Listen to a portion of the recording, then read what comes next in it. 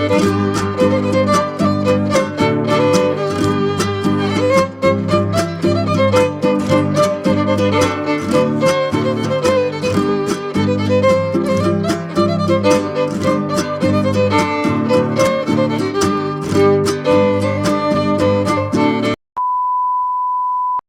Hello everyone, কেমন আছো তোমরা সবাই?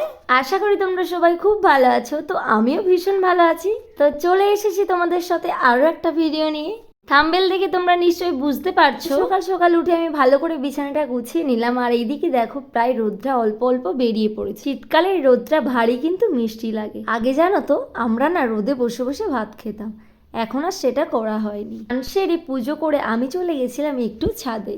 কেন এসেছিলাম বলো তো? চলো তোমাদেরকে একটু দেখাই। আমার এই ছোট্ট বাগানে অনেক সুন্দর সুন্দর ফুল ফুটেছে, সেইগুলোই তোমাদেরকে একটু দেখাই। যখন গাছটা আমি দেখেছিলাম তখন অনেকটা ছোট ছিল, আমার মনে হয়েছিল হয়তো এটা সানফ্লাওয়ার, কিন্তু এখন দেখছি এটা মোটেই সানফ্লাওয়ার নয়, এটা অন্য ধরনের একটা কোনো ফুল হবে। এইদিকে দেখো গাছটায় কত কুড়ি ধরেছে, প্রায় অনেকগুলোই ধরেছে ফুল। যাই ফুল হোক না কেন দেখতে কিন্তু খুব সুন্দর লাগছে। আর এদিকে দেখো একটা পিটুনিয়া গাছে কত ফুল ধরেছে, আমি তো পুজো করেও শেষ করতে পারি না, এত ফুল হয় এই গাছটায়। আমার এই ছোট্ট ছাদ বাগানটায় আরো একটা সুন্দরের দেখা মিলে। এই শীতের শুরুতেই কম বেশি দেখো সব গাছেই খুব সুন্দর সুন্দর কুড়ি ধরে গেছে।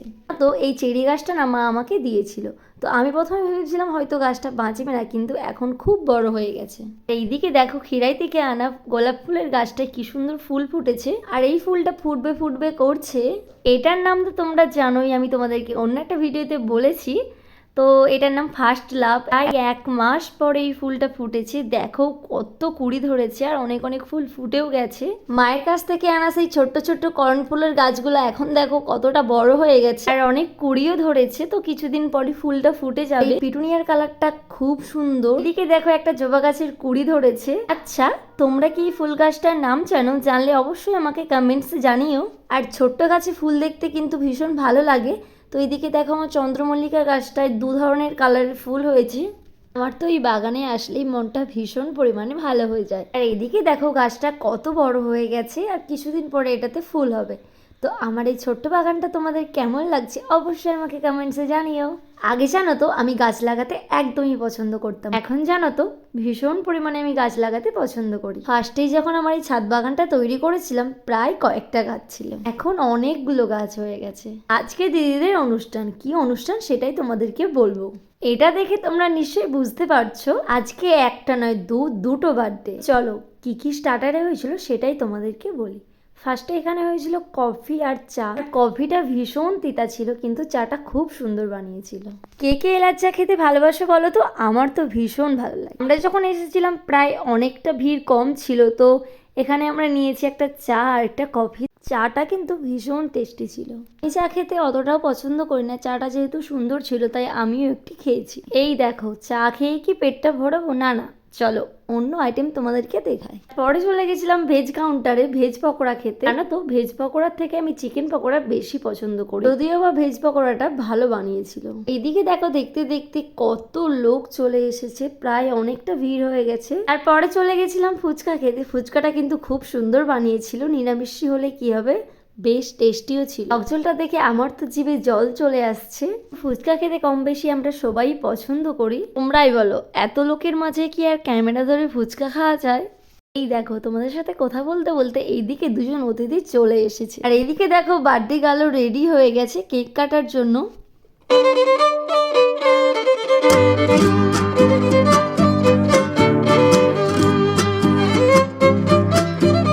আর এইদিকে দেখো সবাই রেডি হয়ে গেছে কেক কাটার জন্য। এইদিকে দিদি আশীর্বাদ করছে, যেহেতু আজকে তাদের কাছে এই দিনটা খুবই শুভ।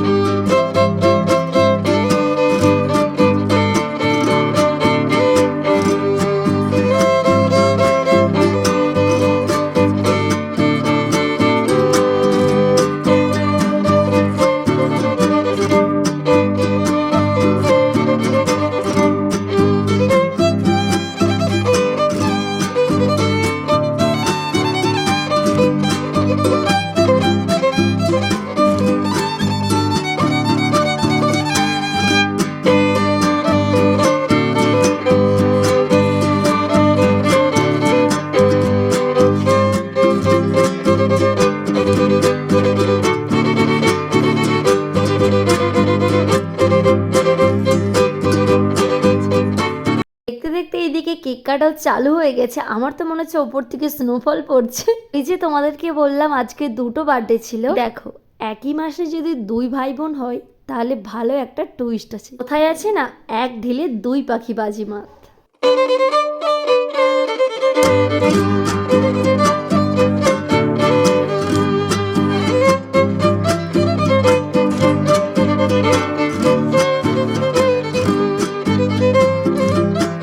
চলো অনেক তো কেক কাটাকাটি হলো, এবারে চলো খাওয়া যাক। ওখানে এত পরিমাণ ভিড় ছিল তোমাদেরকে কি আর বলবো, আমি দাঁড়ানোর জায়গা পাচ্ছিলাম না। একটা যেহেতু আইসক্রিম কেক ছিল তাই খেতেও বেশ ভালো ছিল, দুটো ফ্লেভারে আমি খেয়েছি। তারপরে চলে গেছিলাম মেন কোর্সে। তো মেন কোর্সে কি কি মেনু হয়েছে চলো দেখা যাক। আগে থেকেই তোমাদেরকে বলে দিই পুরো খাবারটাই হয়েছিল নিরামিষ। এবারে তাহলে খাওয়া যাক। ফার্স্টেই দিয়ে দিয়েছিল লেবু, তারপরে দিয়েছিল স্যালাড, পরে দিয়েছিল গরম গরম বেগুনি। বেগুনি না খেতে খেতে চলে এসেছে ফ্রাইড রাইস, আর সাথে ছিল দুর্দান্ত পনির চিলি।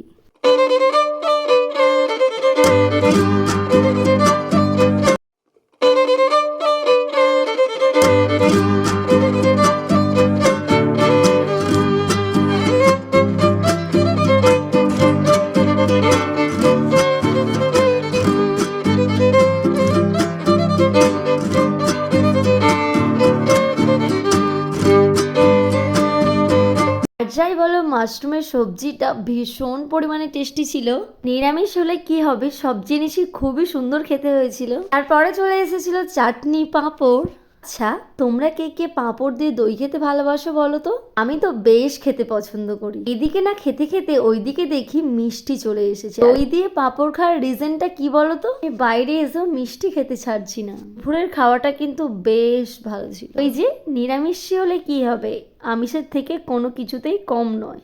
যেহেতু রোদটা খুব সুন্দর বেরিয়েছে তো আমরা একটু চলে গেছিলাম ঘুরতে। ওখান থেকে কয়েকটা ফটো ভিডিও করে নিলাম। জানো তো আমাদের পাড়াতে না সরস্বতী পুজো হবে। এদিকে দেখো অনেকটাই প্যান্ডেল হয়ে গেছে। সরস্বতী পুজো আসতে হাতে গোনা কয়েকটা দিন। সকালের জন্মদিন না কাটিয়ে উঠতে উঠতে দেখো এইদিকে আবার বিকেল গড়িয়ে সন্ধে হয়ে গেছে। সন্ধেতে যেহেতু কার্তিক পুজো খিচুড়ি প্রসাদ হয়েছিল। আমার চ্যানেলে অলরেডি আমার মিনি ব্লগ দেয়া আছে, অবশ্যই তোমরা একবার দেখে আসতে পারো। এদিকে দেখো দুটো কার্তিক ঠাকুর পুজো হচ্ছে। এখানে কত সুন্দর করে ভোগগুলো সাজিয়ে রেখেছে। কিছুক্ষণ পরেই পুজো স্টার্ট হয়ে যাবে। দেখো লাইটিং দিয়ে কত সুন্দর ঘরটাকে সাজিয়েছে। আর তো দেখে মনে হচ্ছে যেন কালী পুজো চলে এসেছে। আর যাই হোক চলো আজকের ভিডিওটা এখানে শেষ করছি। তো দেখা হচ্ছে অন্য কোনো একটা ভিডিওতে। ততক্ষণে সবাই সুস্থ থাকবেন, ভালো থাকবেন। আর ভিডিও যদি তোমাদের ভালো লাগে অবশ্যই একটা লাইক করে দিও, কমেন্টসে জানিও। বাই।